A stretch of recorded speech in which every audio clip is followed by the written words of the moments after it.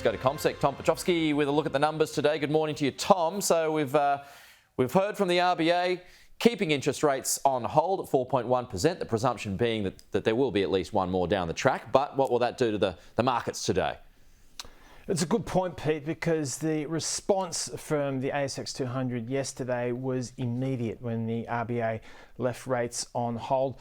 We saw the ASX 200 finish up by 0.5%. The interest rate sectors that are most sensitive to rates were the ones that moved the most, as you would expect. But they had their best day in a couple of weeks as far as the big lenders were concerned. They were all up by more than 1%. Insurers did quite well. All of that financial cohort moving higher. It's almost as though they were surprised that the RBA left interest rates on hold. So it's a question of whether or not that momentum is sustained today, because in the Northern Hemisphere it was a rather subdued session last night with the US markets offline to celebrate the Independence Day holiday. But having said that, in after hours trade, in a languid trade, we had the S&P 500 futures down by about 0.25%. So we're going to kick off in negative territory this morning, probably around 0.5% to the worst. European markets were generally weaker last night as well. Losses in the order of 0.33% for the French and German markets, but again, pretty subdued trade. So the interesting thing is today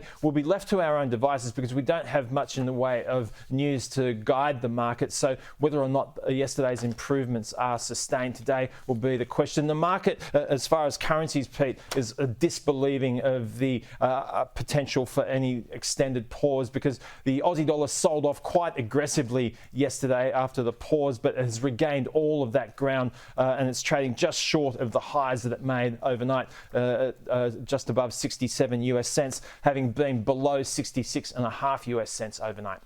Tom Piotrowski, thank you.